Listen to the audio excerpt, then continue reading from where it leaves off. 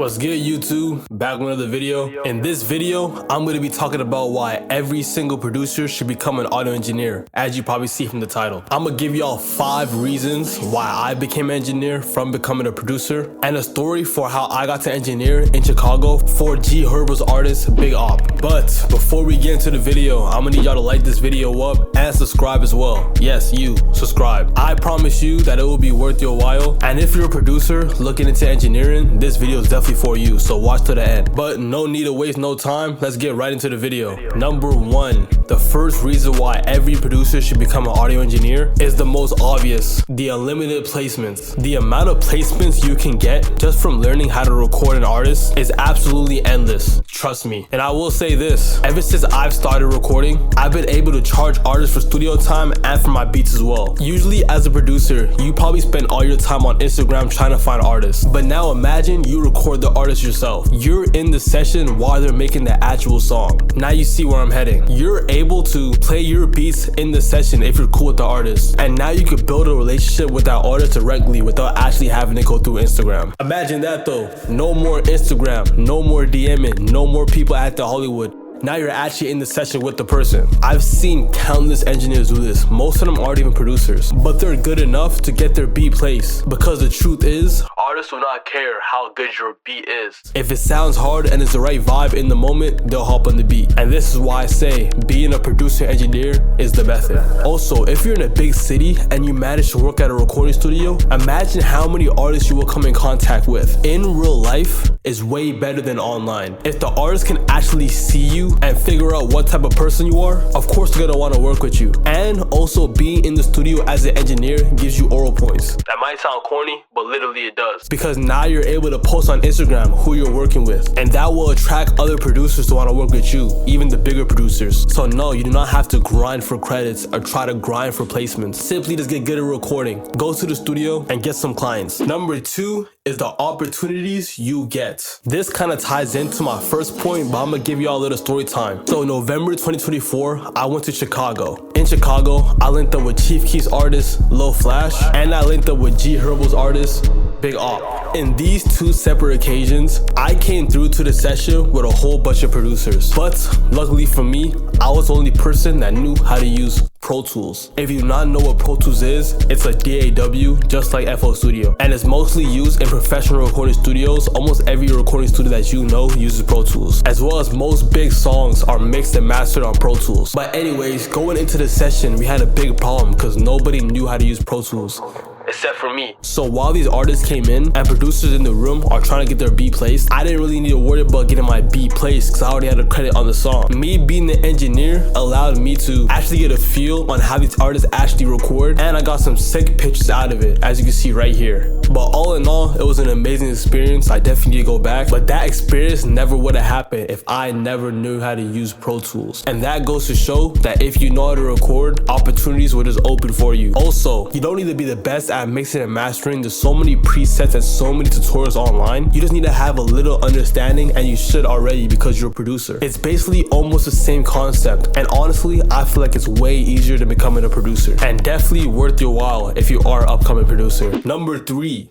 it makes you a better producer. You might be asking, what do you mean? How does it make me a better producer if I don't deal with vocals? But luckily for you, mixing and mastering vocals and a beat can correlate with you mixing a beat on FL Studio. Think about it. Now you know how much space you need in your beat for a vocal to fit. Now you know how loud the 808 should be for a mixing and mastering engineer. Now you know what actually sounds good to them, because you're actually in the room when they hear it. Do they want the bass loud? Do they want the bass quiet? You will know, trust me. A lot of producers do not know how to actually mix and master their beats. They think they know. Yes, everyone knows how to do a simple high pass EQ. A lot of producers don't even know that their 808 is clipping, or that their melody is fighting with the 808, or that their hi-hat is way too loud and is hurting your ears. When you start mixing and mastering, all of these things come to you naturally. So when you make your beat, it's easy work. So yeah, step Step 3 is very important, especially if you want to become a better beat maker. Number 4, and this is something that I do right now. Number 4 is being able to online mix and master. Yes, in 2026, almost everybody records themselves. And you may be thinking, okay then, why do I need to start mixing and mastering if everyone does it for themselves? Not everyone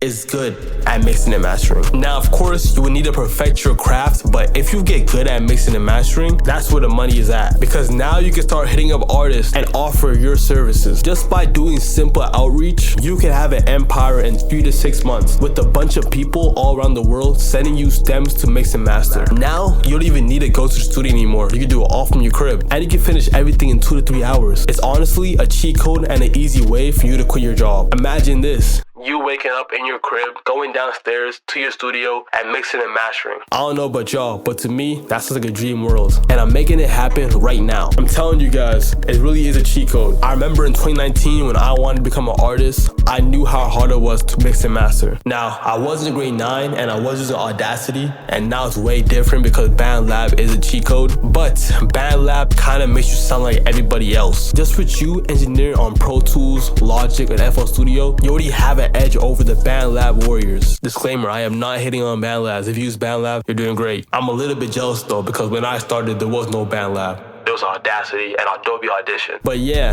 number 4 is very important to me because that's what I'm doing right now. And I've seen a lot of benefit from it, and I hope y'all do too. And the last and final one, number 5. You get to develop an artist. Now, as a producer, you can only do so much. A producer is a big part of a record, but there's a whole different part that no one talks about. You could get really creative as an audio engineer. A lot of the times, people think audio engineering is just mixing and mastering and making a song sound better and louder. But no, you're able to actually add your own effects, make the song sound perfect. If you're the audio engineer and the producer, you are basically 2/3 of the record. You basically are the artist, but in the background. This way, now you could truly build your sound with an artist. A lot of the times, beat makers send beats to artists that sound like the artist. They kind of cater it to the artist's choice, if you know what I mean. It's hard for you to become a big producer if you're just copying the sound. But as an engineer and producer, you're mixing the song.